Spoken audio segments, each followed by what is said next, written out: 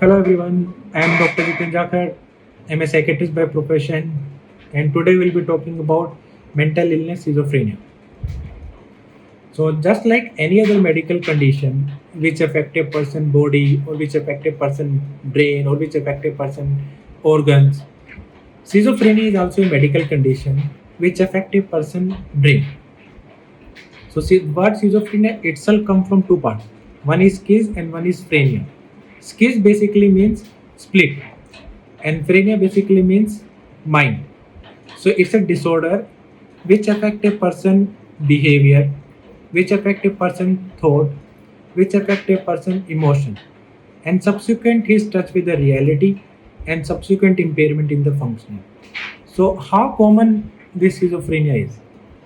So if you talk about the global prevalence of schizophrenia, or if you talk it how commonly it is happening, so the global prevalence is around 1 to 3 per thousand population, and it's equally common in both males and female, slightly higher in males as compared to females, and with a peak age of onset of around 20 to 25 years.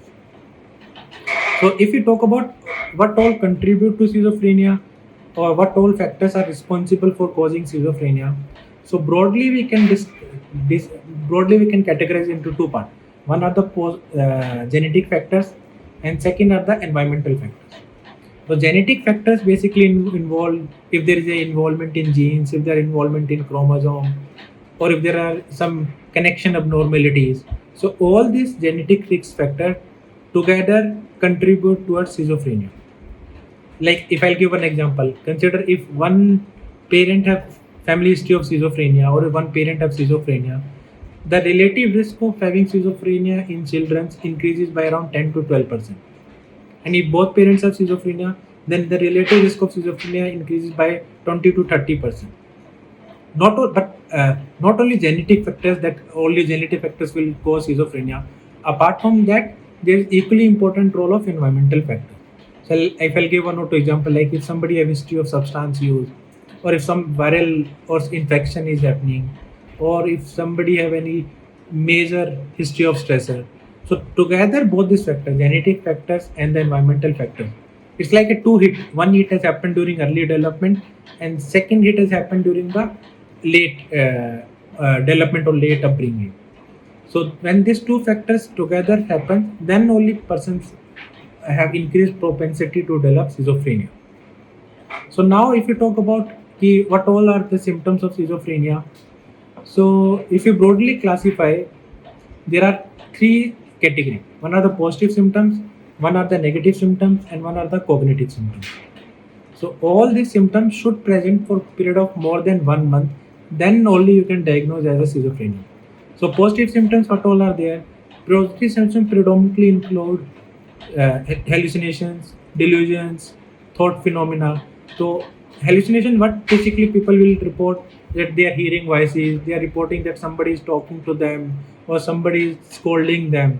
In delusions, patients will typically complain that they are fearful that something wrong will happen to them, or they are fearful that somebody is trying to kill them, or they are fearful that somebody is mixing some food in them. And in thought, patient must mostly complain as if whatever they are thinking they are known to other people. So it's very strange phenomenon. So these are the positive domains of schizophrenia. Now come to the negative and cognitive. Mostly illness started with the positive symptom, and subsequently as disease progress, then it involves a cognitive and negative symptom. Negative symptom basically means somebody will have apathy, that they are unable to connect to other people. Some people will have amotivation, where they are not motivated to do their work. Some people will have anhedonia, where they are not interested to talk or socialize.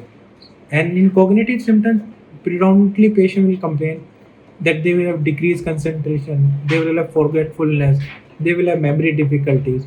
So all these symptoms should be there for a period of for a minimum period of 1 month, and then we can diagnose as a schizophrenia. So now we'll come to the last part. What all treatment strategies or what all options are available to treat this patient? So one is the medication part, and second is the psychosocial part. So medication part, basically we give antipsychotic group of medications, basically which are basically anti-dopaminergic or anti-serotonergic medication. These medications, if you start as early as we know about the illness, then the prognosis is good. So preferably I'll advise everyone, don't delay the treatment, because if you start early, prognosis will get better. And later, if you talk about overall course of schizophrenia, approximately two-thirds of the schizophrenic patient do get better. So remember, if somebody is having schizophrenia, it's a medical condition. Do take consultation from a psychiatrist and do adequate treatment. And for how long you have to continue, that depends upon the patient's signs and symptoms and how patient is responding to the medication.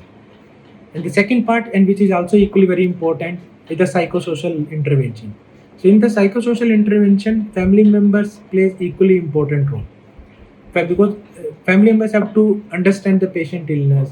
They have to understand that how frequently patient have to go and consult a psychiatrist, or how frequently patient should have a follow-up.